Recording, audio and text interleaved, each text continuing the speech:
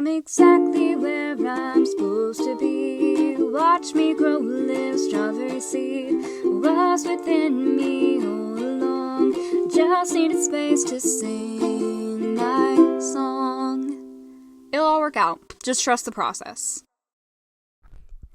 Hello everybody, welcome back to another video. Well, this video is just going to be the audio, dare I say podcast style, because that's just what kind of day it is. But today I want to focus on how we set limits or communicate rules in the playroom.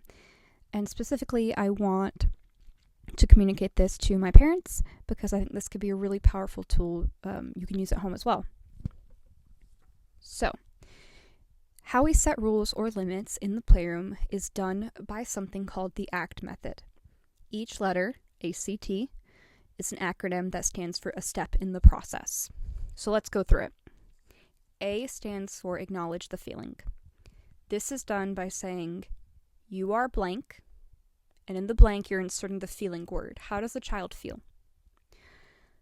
This can't always be done, right? Sometimes we don't know how the child feels, and it's really important, if we're going to acknowledge the feeling, that we acknowledge the correct one, or try our best to. So if you don't know the feeling, you can say you really want to, you really wish, so you could speak about their desire as well. So let me give you some examples. You're really mad right now. You're really upset. You're so frustrated. Here's some examples where I don't know the emotion. You really want to throw that toy. You'd really like to decide when you get to leave the playroom. You hate putting on your shoes. So all I'm doing in this first step is I'm acknowledging what the child is feeling or desiring, and I'm making sure I'm not putting my perception on it.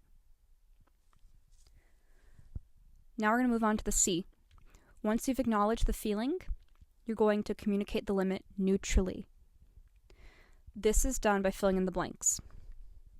Blank is for blank. Or, blank is not for blank. Or, it is time to blank. It is not time to blank. Let me give you some examples. That toy is not for throwing. Paint is for painting. Hands are for helping. Your sister's not for hitting. It's time to do the dishes. It's not time to leave right now. If you're going to really implement this in your life, I would really stress you stick to the script when communicating the limit. So blank is for blank or blank is not for blank. We want it to be communicated as neutrally as possible. Neutrally means we're not putting an emotional charge in it. We're not putting our reaction as parents. We're not placing blame or shaming the child. We're just simply stating a fact, right? That toy is not for throwing. This is going to help your child grapple with the limit a little bit easier. And it just helps take any of your reaction as a parent out of the situation because, yes, we're human beings. We're not perfect, right? I'm a parent. I'm not perfect. But so much of how our kids respond is based off our reaction as parents. So if we can keep it neutral, keep it cool, then we are training them how to respond. The last step is tell of two choices. You want to give two choices the child can do. This is going to give them a sense of control in the situation. It's really developmentally appropriate. Here's what you can do. Three, it's going to give them great opportunities to practice decision-making and responsibility. They are the ones ultimately making the decision in the end. That's really powerful. Sometimes we want our kids to grow in responsibility, right? Or not being so impulsive or regulating. This is how it's done in these very small moments where our kids can choose. So here's some examples. You can throw the ball or you can throw the stuffed animal. You can go punch a pillow or you can go scream outside. You can put away the dishes now or you can put them away in 5 minutes. You can put your left shoe on first, or you could put your right shoe on first. You can walk out the door, or you could hop out the door. So on and so forth. So let's see a complete example of each step. Bobby, I know you really want to throw that toy. That toy is not for throwing. You can throw the ball, or you can throw the pillow. Which do you choose? Now I can already hear everyone, right? That's not going to work. My kid's not going to listen. They probably won't, right? So, I recommend you go through these steps 3 times. Not just saying the same thing, but kind of moving with the child, right? If you set the limit the first time and the child's response is, no, I'm just not going to listen to you, I would take that emotion they've just expressed, and I would make it the new step 1, the new A, right? You really like to be the one who decides. But again, CT step.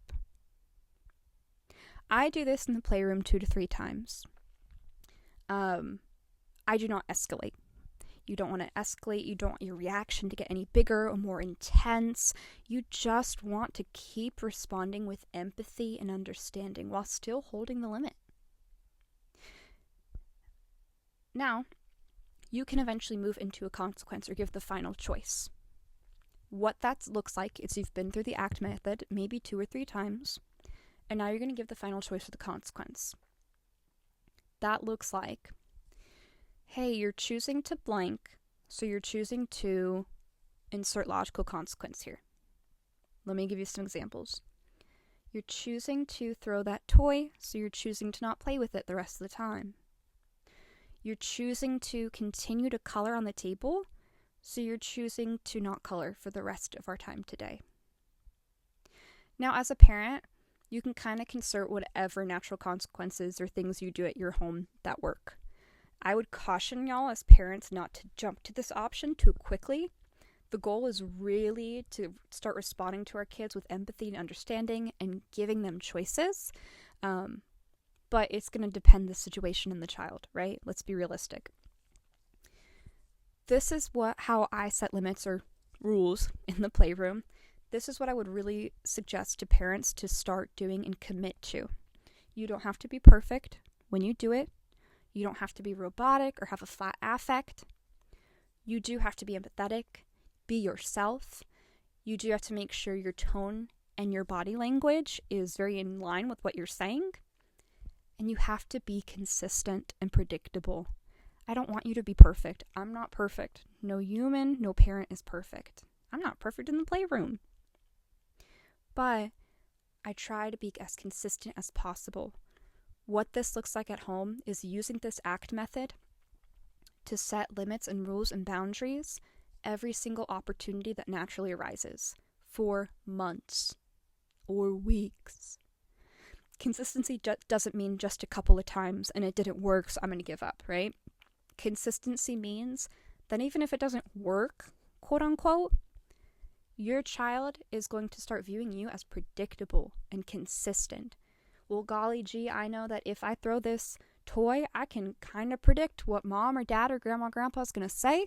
I can predict how they're going to react, and I can already kind of predict the 2 choices I have to do instead. Children thrive off structure, they thrive off safety, and they thrive off regulated adults. So these are the very basic building blocks of the ACT method. I plan to make a couple more videos that talk about how to use this with older children and also situations where maybe there is no 2 choices or situations where you're on a time constraint. But for now, I really encourage you to implement this with consistency and fidelity. And until then, I will see you next time.